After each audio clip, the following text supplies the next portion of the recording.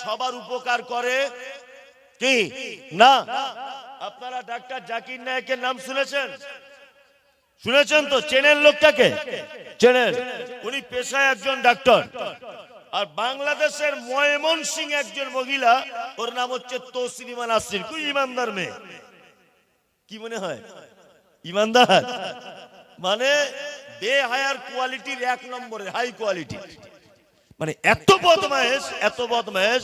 ও সারা জীবনের কাজ হচ্ছে মুহাম্মদ সাল্লাল্লাহু আলাইহি ওয়াসাল্লামের বিরুদ্ধে কলম চালানো, ইসলামের বিরুদ্ধে কলম চালানো। এও ডাক্তার, ও ডাক্তার, দুজনাই কি ডাক্তার। ও সঠিক কোরআনের দাওয়াত পেয়ে দ্বীনের দাওয়াত দিচ্ছে, আর ও বেঈমান হয়ে মুহাম্মদ সাল্লাল্লাহু আলাইহি ওয়াসাল্লামের বিপক্ষে কলম ধরেছে। তার মানে বোঝা যাচ্ছে কোরআন সবার উপকার করে কি না? ও ডাক্তার, এও ডাক্তার, এ সারা পৃথিবীতে দ্বীনের দায়ী হিসেবে কাজ করছে। আর ও বই লিখছে নারী পুরুষের সমান অধিকার। এরা যদি দাঁড়িয়ে পেচ্ছাপ করতে পারে, মহিলারা কেন দাঁড়িয়ে করতে পারবে না? এটা ওর বক্তব্য। ছি ছি ছি ছি, কি মানসিকতা বুঝতে পারছেন? এটা ওর বক্তব্য। আল্লাহর কসম বলছে, ও বইয়ে লিখছে, ও বইয়ে লিখেছে এটা। আপনি বুঝতে পারছেন কি নোংরা মেয়ে? বলছেন আম্মাজান আয়েশা সিদ্দিকা রাদিয়াল্লাহু তাআলা আনহা, আল্লাহর নবীর সঙ্গে বিয়ে হওয়া, এই বাল্য বিবাহ, এটা মুহাম্মদ সাল্লাল্লাহু আলাইহি ওয়াসাল্লাম ভুল করেছেন। মানে সব নানান রকমের কটু কথা বইয়ের ভিতরে লিখেছেন। আর ইসলামের বিরুদ্ধে বলা মানে এখন সে একেবারে মোমের পুতুল, সারা পৃথিবী তাকে অ্যাকসেপ্ট করবে। নরেন্দ্র মোদী কিছুদিন আগে রেখে দিয়েছিলেন, ওনার তো কাজই হচ্ছে বিদেশের মানে নারীদেরকে কোনো কিছু হলে নিজের দেশে রাখা। হাসিনাকে সারা পৃথিবীর কেউ রাখতে পারলো না, ও ঠিক রেখে দিয়েছে। বউটাও নেই, কি করবে? যা দুজনে বসে গল্প গুজব করছে। হ্যাঁ, আশ্চর্য ব্যাপার। কি আশ্চর্য দেশে বসবাস করছি। নিজের দেশের মেয়েরা ধর্ষণে মরছে, নিজের দেশের নারীরা চিকিৎসার অভাবে মরছে, নিজের দেশের মহিলারা নিরাপদে নেই, আর বাংলাদেশের প্রধানমন্ত্রীকে নিরাপত্তা দিয়ে নিজের দেশে রেখেছে। যে মূর্খ ছাড়া আর কেউ এ কাজ করে? আশ্চর্য ব্যাপার। আল্লাহ তুমি এদেরকে সঠিক জ্ঞানটুকু অন্তত পক্ষে দান করো, আর কিছু করো আর না করো। কিছুদিন আগে তসলিমা নাসরিনকে এনেছিলেন এখানে।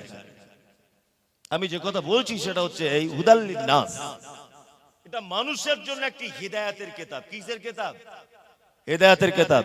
তবে এর থেকে সবাই হেদায়েত পাবে কি না? ফল পাইয়াছ তুমি, পাওনি কো রস, হায়রে ফলের ঝুড়ি, সারা জীবন জলে থেকে রস পেল না নুড়ি। একটা কথা আছে, ফল পাইয়াছ, পাওনি যে রস, হায়রে ফলের ঝুড়ি, সারাটা জীবন জলে থেকেও রস পেল না নুড়ি। একজন ফল বিক্রেতা ঝুড়িতে করে, কোন একটা পাত্রে করে, মাথায় করে ফল বিক্রি করে। কোনদিন আপেল, কোনদিন বেদানা, কোনদিন নাশপাতি, কোনদিন কলা, কোনদিন বিভিন্ন রকমের ফল বিক্রি করে। কিন্তু যার মাঝখানে ফলটা রেখে বিক্রি করে, ও কোনদিন আপেলের স্বাদ পায় না। একটা গামলাতে ফল আলা ফল বিক্রি করছে, গামলা কোনদিন বেদানার স্বাদ পায়? পায় না। আর সারা জীবন পানিতে বসবাস করলো, কিন্তু এক ফোঁটা পানি শোষণ করার ক্ষমতা নাই। পাথর অতন্ত মহাসাগরের তলে, নদীতে, পুকুরের গভীরে, খালে বিলে পাথরগুলি দেখবেন অনেক সময় পাওয়া যায়, পানির তলাতে পাওয়া যায় না। পাথর সারা জীবন পানিতে থাকে, কিন্তু এক ফোঁটা পানি শোষণ করার ক্ষমতা তার নাই। আল্লাহ বলছে হুদাল লিন-নাস। এটা মানুষের জন্য হেদায়েতের কিতাব। আমি বড় আশ্চর্য, অনেক মুসলিম রয়েছেন, অনেক মুসলিম সরকারি চাকরি পেয়েছে, দাঁড়িয়ে পেচ্ছাপ করা ধরেছে, সিগারেট পান করা ধরেছে, মুসলিম বলে নিজেকে পরিচয় দিতে লজ্জাবোধ করে, দাড়ি রাখতে ভয় করে, ওর বউকে আর একটু মডেলিং করে জিন্সের প্যান্ট পরিয়ে রাস্তায় বার করে, হাফ হাতা গেঞ্জি পরিয়ে বার করে, চোখে চশমা, 4 চাকা গাড়ি থেকে নামে, সাথে একটা কুকুর থাকে, মানে বিশাল মডেলিং ব্যাপার। মারা যাবার পর পোড়ানোটা শুরু হয় না, কবরস্থ করা হয়। আমি মুমতাজুল ইসলাম বলছি, ও সারা জীবন জলে বাস করার পরও এক ফোঁটা পানি শোষণ করতে পারলো না। যে বাড়িতে জন্মগ্রহণ করেছে মুসলিম পরিবারে, তুমি যে আদর্শ নিয়ে জীবন যাপন করেছো, সে আদর্শ নেতা মুহাম্মদ সাল্লাল্লাহু আলাইহি ওয়াসাল্লামের, তুমি যে ধর্ম গ্রন্থের অধীনে ছিলে তার নাম পবিত্র আল কোরআন।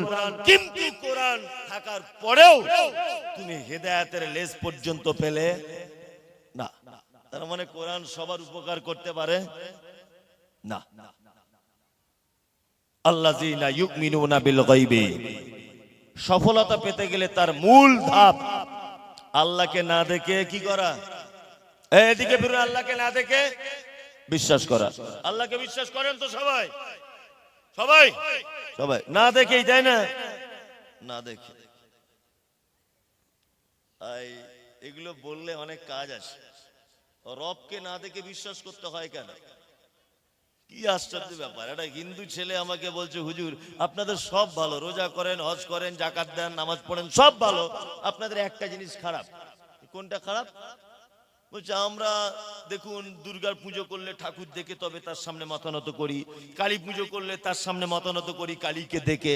আর মুসলমানরা এত বড় বোকা, যারা মসজিদে গিয়ে নামাজ পড়ে আল্লাহকে দেখতে পায় না, ফাঁকা জায়গাতে ঢুকঢাক করে সেজদা দিয়ে চলে আসছে। কি বললাম বুঝলেন? এ প্রশ্ন অনেকজন করে। তা আমি মনে মনে বলছি যে তোমার এবছরের সব থেকে বড় ঠাকুর উঠেছিল কোথায়? বলছে কলকাতায়।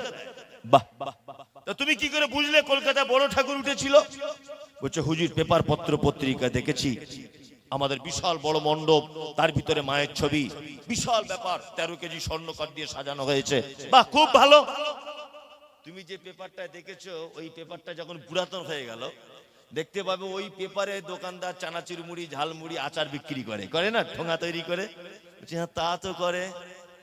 তখন ওই আচারটা খেয়ে ওই তোমার মায়ের ছবিটা ফেলে কোথায়? ডাস্টবিনে ফেলে। তাহলে বলো তো কি তোমার মায়ের সম্মান বাড়লো না মায়ের সম্মান কমলো? বলছে হুজুর কমলো। কমলো না? কমলো না বাড়লো? কমলো। আমার রব এমন একটা রব, আল্লাহ বলছেন আল্লাযীনা ইউমিনুনা বিল গায়বি, বান্দারে শুনে রেখে দাও, আমার প্রতি ঈমান রাখতে হবে আমাকে না দেখে। এর অনেক কারণ রয়েছে। আপনি যদি কোনো মানুষকে দেখে নেন, তাহলে সেই মানুষের দোষ ত্রুটি সম্পর্কে আপনি বর্ণনা করতে থাকেন। আর কোন মানুষকে যদি আপনি না দেখেন জীবনে কোনোদিন, তাহলে তার কোনটা কেমন, কোনটা কি, এটা আপনার দেখার আর সুযোগ থাকবে না। থাকবে? থাকবে না। ওই জন্য কাজী নজরুল একটা কথা বলেছে, তুমি যদি কাউকে প্রেমে পড়ে যাও, তুমি যদি অরিজিনাল কারো প্রেমে যদি পড়ে যাও কোন নারী, তাহলে তুমি কোনোদিন তার সামনে দাঁড়াতে যেও না, তাহলে আর প্রেম টেকাতে পারবে না। ওই জন্য যে সমস্ত লাভ ম্যারেজ গুলো আছে, মানে ভালোবাসায় বিয়ে শাদী, এদের অধিকাংশ সংসারে দেখবেন দাউ দাউ করে আগুন জ্বলছে, দাউ দাউ করে, প্রকাশ্যে না হলেও গোপনে। কাজী নজরুল এই কথা বলেছেন, তুমি যদি অরিজিনাল কাউকে যদি ভালোবাসতে চাও, তুমি কখনো তার সামনে যেও না, তাহলে প্রেম আর টিকে থাকবে না। তখন তার বিরুদ্ধে তোমার অনেক অভিযোগ থাকবে। তুমি এরকম, যখন ভালোবাসতাম তখন তো এরকম করতে না, আর বিয়ে পরে তুমি কেন এরকম করলে, সব অনেক অভিযোগ থাকবে। কি থাকবে না? থাকবে। না দেখে আল্লাহকে বিশ্বাস করতে হয় কেন? আমি একটা যুক্তি পেশ করি, তাহলে দেখুন আপনার কাছে কেমন লাগে। একটা ছেলে ফোনে কথা বলে, সুইচ আলা ফোন, বড় ফোন নয়। কাকে ফোন করে না, একটা বান্ধবী তৈরি করেছে, ওর নাম শেফালি, শেফালির সঙ্গে কথা বলে। হ্যালো, তোমার বাড়ি কোথায়? আমার বাড়ি কালিয়াচক। তোমার বাড়ি কোথায়? আমার বাড়ি অমুক জায়গায়। তোমার আব্বা কি করে? আমার আব্বা ছাগল ব্যবসা করে। তোমার আব্বা কি করে? আমার আব্বা গরু ব্যবসা করে। এরকম ভাবে কথা বলতে বলতে বলতে বলতে বলতে বলতে 3 বছর ফোনে কথা বলছে। তোমায় ছাড়া বাঁচবো না, অমুক তমুক, তুমি আমার জান, তুমি আমার প্রাণ, সব চলছে। কি বললাম বুঝলেন? এখন মেয়ে ছেলেটা তখন বলছে, আচ্ছা শেফালি, 3 বছর তোমার সঙ্গে কথা বলছি, ভিডিও কলে তো চান্স পাচ্ছি না, সুইচ আলা ফোন, তো একদিন দেখা করলে হয় না? তো বলছি কোথায় দেখা করবে? বলছি 16 মাইলে এসো। তা বলছি 16 মাইলে, আমার তো তুমিও আমায় চেনো না, আমি তোমায় চিনি না, এই লোকজনের ভিড়ে তুমি আমায় কি করে বুঝবে?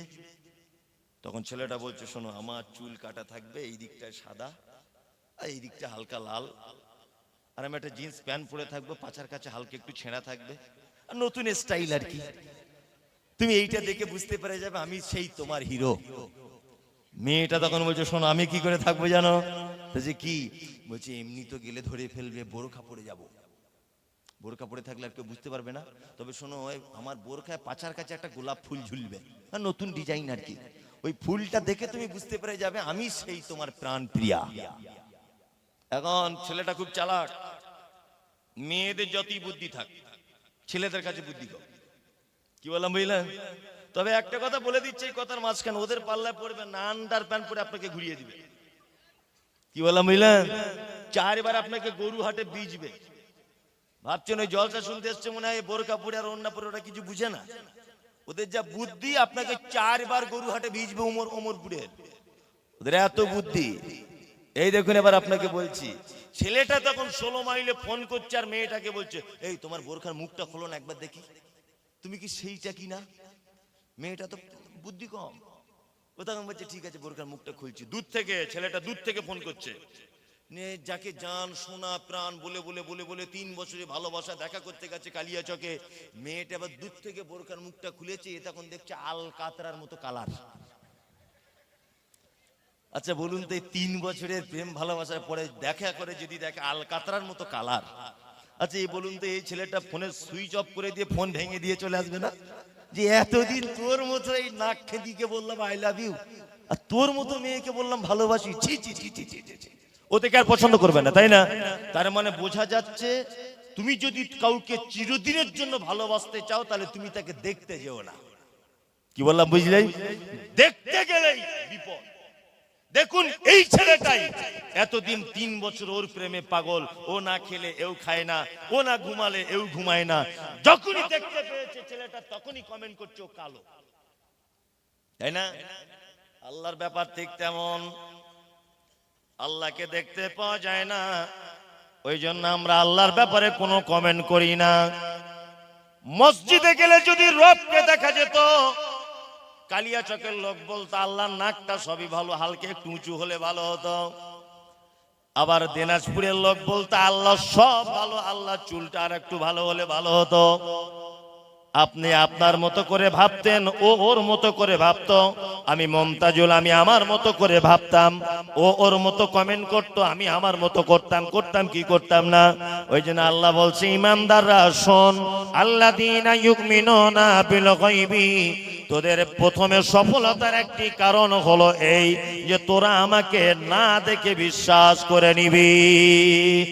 আয়াতুকুম যাদাতুকুম ঈমানা, আল্লাহ বলছে মোমেন তারা যারা আমাকে দেখতে পাবে না, আমার নিদর্শনাবলী দেখতে পাবে, আমার গুণাগুণ দেখতে পাবে, আমার ক্ষমতা দেখতে পাবে, আমার নিদর্শনাবলী দেখতে পাবে, যাদাতুহুম ঈমানা, আমার নিদর্শনাবলী দেখে দেখি তার ঈমানকে সে বৃদ্ধি করে নেবে, ঈমানকে বৃদ্ধি করবে শুধু আমার নিদর্শনাবলী দেখে।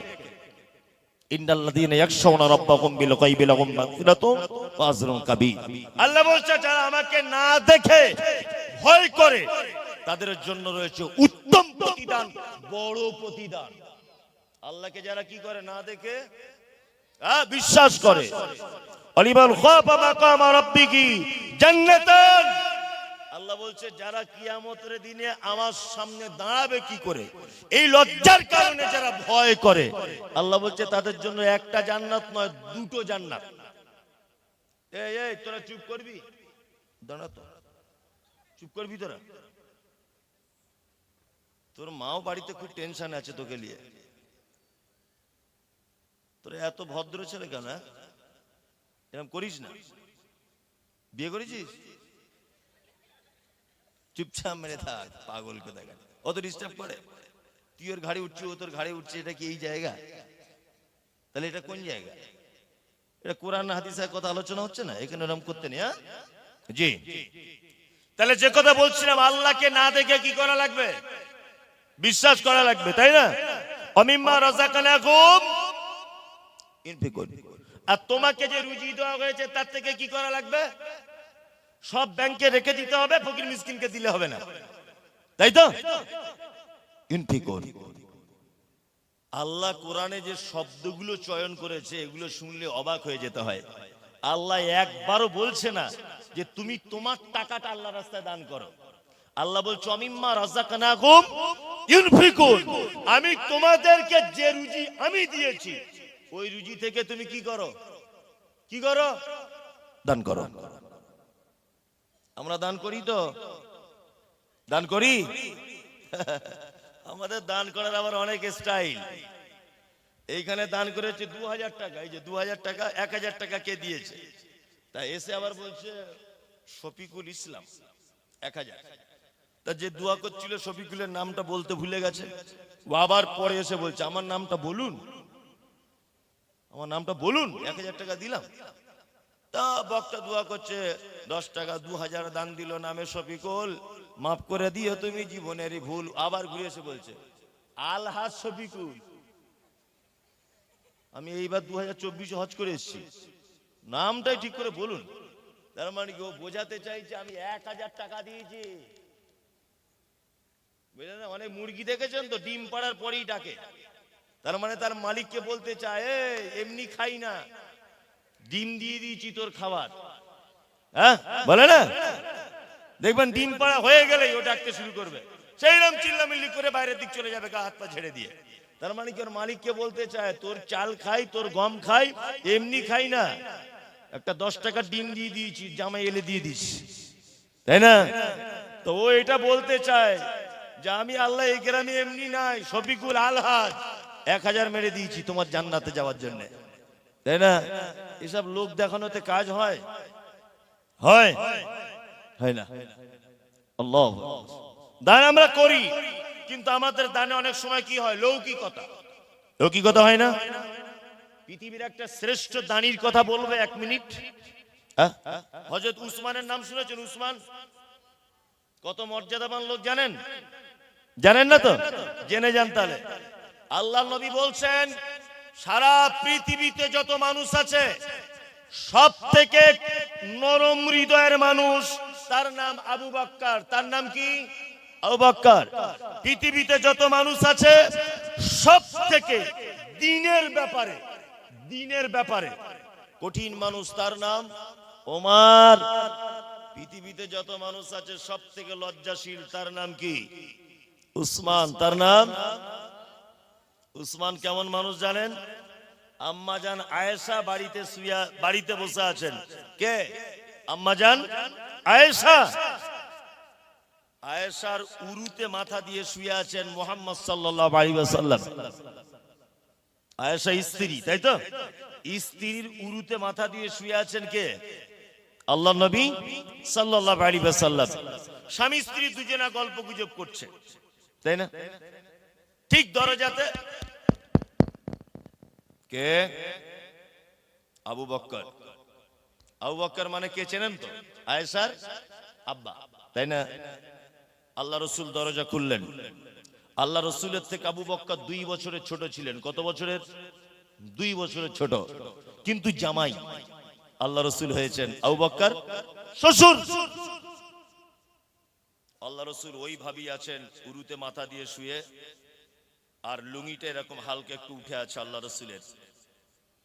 এইভাবেই শুয়ে শুয়ে আবু বকরের সঙ্গে কথা বললেন। আবু বকর চলে গেলেন। তারপরে কে? ওমর। আল্লাহ রাসূল শুয়ে আছেন ওইভাবে স্ত্রীর কোলে মাথা দিয়ে, আর পাটা এরকম লম্বা করে, লুঙ্গিটা হালকা উঠে আছে। কথা বললেন ওইভাবে, চলে গেলেন। এবার 3 নম্বরে আসছেন। কে? উসমান। উসমানের নাম শুনে আল্লাহ রাসূল তাড়াতাড়ি করে লুঙ্গি সব ঠিকঠাক করে এক জায়গায় হয়ে বসে পড়লেন। মেয়েদের মন তো, বাপের বদনাম জীবনে মেয়েরা সহ্য করতে পারে? পারে? পারে? পারেন?